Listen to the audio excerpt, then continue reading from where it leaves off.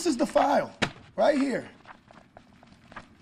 for a 15-year-old juvenile who is out in our streets, not only victimizing people and burglarizing them, but then has the audacity to pull a gun out and shoot.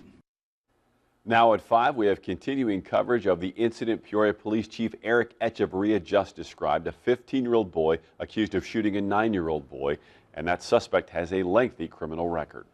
But just how will Peoria solve this recurring issue of young people committing these violent crimes? Good Wednesday evening. I'm Tyler Lopez. And I'm Janice Rebholz. We're asking these questions to local leaders and people working directly with youth programs. Sam Matheny explains what we know in their efforts tonight. Sam? Tyler, Janice, dozens of local leaders I've interviewed over the past 2 years continue to call Peoria a resource-rich community. But also, police continue to arrest young burglary and shooting suspects. Over 20 arrests. 20. And the question I always get, well, what police, what are you doing? Well, guess what? Those 20 arrests we made. Year after year, the Peoria Police Department continues to arrest people committing violent crimes in the city. But what is leading to consistent violence by young people?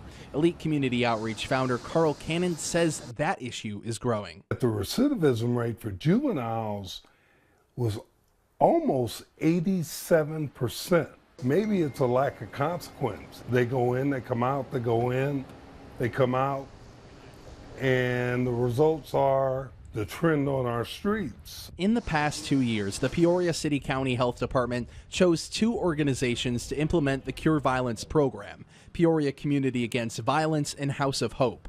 Both organizations failed to start the program, and the county eventually ended its contract with Cure Violence Global. City Council member Andre Allen says the city has invested in many not-for-profit organizations that have helped address some of the root causes. He says there has not been deep discussion among the city council on what a future program could look like. While homicides were down to 20 in 2024, Allen said the city still needs a violence interruption program. It's 20 too many, but it definitely demonstrates that we're trending in the right direction.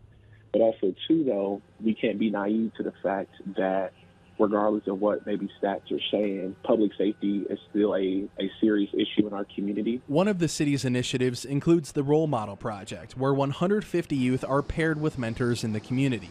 Peoria resident Jesse McGowan believes the city should have one staff member that communicates between all nonprofits and social service agencies. 3 programs that receive money from the city, anti-violence program. I got 3 kids right now that needs those services, and I can't get through to anybody. It's all silos here in the city.